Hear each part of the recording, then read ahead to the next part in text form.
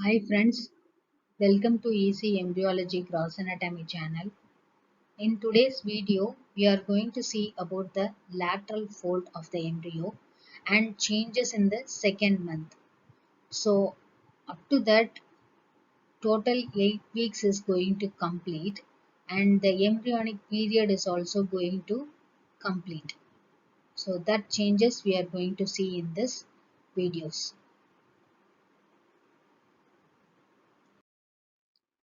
So before going to see the lateral fold of the embryo, we just recall what are the things we should remember. So in the previous videos and all, we have seen the head fold and the tail fold, isn't it? So this cephalic fold and the caudal fold occurs in this sagittal section. So when we want to see the lateral fold of the embryo, again we have to take another transverse section in this plane. After that only we can able to understand the lateral fold of the embryo clearly. So now we will move on to that part. So here you can able to visualize the cut section of this area, that is the thing it is given here. The cut section of the embryo, in this we can see the notochord, and then above this is the amniotic cavity. So this is amniotic cavity and here yolk sac is present. So this part is getting into fold. So this is the lateral end. So this part is getting into fold.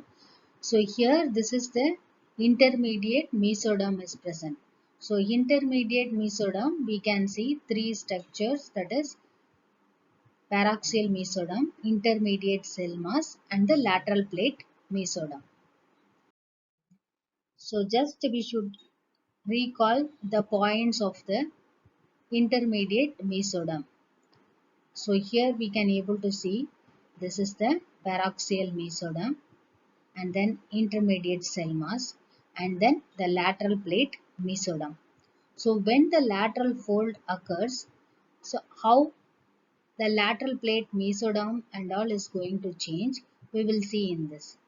So here this lateral fold is occur on either side of the amniotic cavity.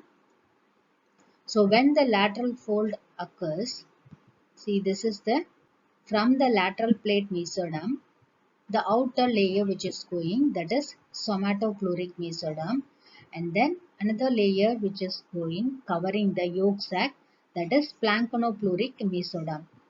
So and in this lateral plate mesoderm we can see a many cavity like structure.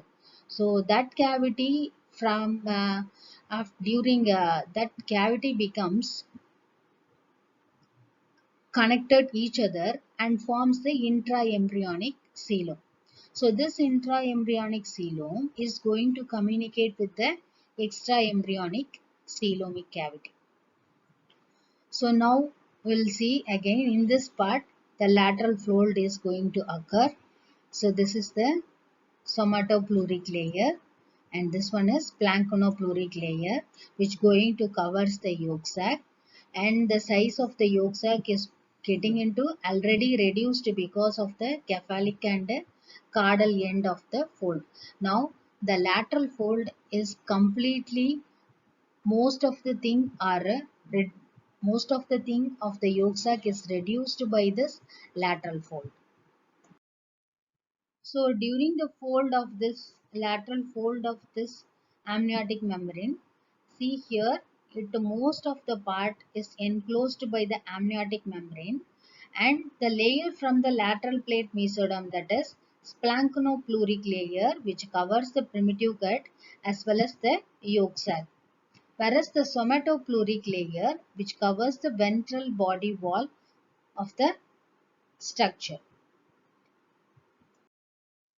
Once the lateral fold go on occurs, the amniotic cavity, the whole part of the embryo is going to enclosed in the amniotic cavity only.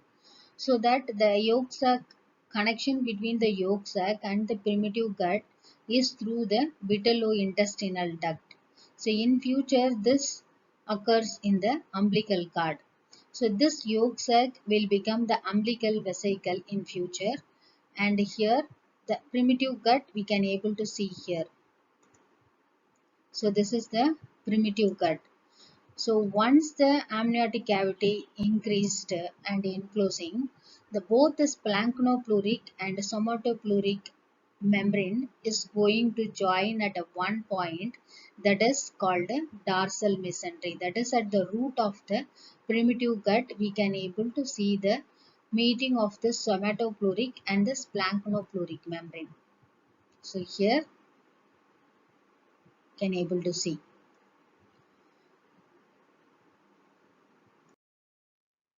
So once the lateral fold occurs, the communication between the intraembryonic coelomic cavity and extraembryonic coelomic cavity is absent. So here we can see this is the intraembryonic coelomic cavity, so which is not communicated with the extraembryonic coelom. And another thing is the two layer which is seen in the primitive gut, root of the primitive gut, that is the splanchnopluric and the somatopleuric. So both are communicated here. So which is called as the dorsal mesentery. So this looks like a bilaminar fold which can be seen just posterior to the vertebral part. So which lines the dorsal aorta. So after that we have seen the changes in the lateral folding of the embryo and how the embryo is floating in the embryonic that is amniotic cavity we have seen. Now we'll see what are the changes in the second month of the embryo. So during the second month itself we can able to observe the presence of the eye and presence of the development of face and then ear, and we can also see another two important structure, two cylindrical fold-like structure on the dorsolateral part of the embryo, that is the limb bud. So this limb bud in the upper part of the limb bud, which lies opposite to the fourth cervical to second thoracic somite. So this is the somite. So opposite to that upper limb bud is present, and opposite to the lumbosacral somite we can able to visualize the lower limb bud. So what will happen, this intraembryonic mesoderm is there, no, this go into the limb buds and then in future it forms the bone, muscles and joints in the limbs. So this limb bud, we can see a flattened plate. In the flattened plate, we can see the four longitudinal grooves. That longitudinal grooves in future, it is going to form the digits or fingers. So and then below the umbilical cord only, we can able to see the limb bud structure. And the structure, the somatopleuric layer of the mesoderm will forms the bone, joint and muscles of the limb. So up to that we have seen the lateral fold of the embryo and then the changes in the second month. What are the major changes appearance in the embryo we have seen. Thank you for watching this video. If you like this video, please share and subscribe.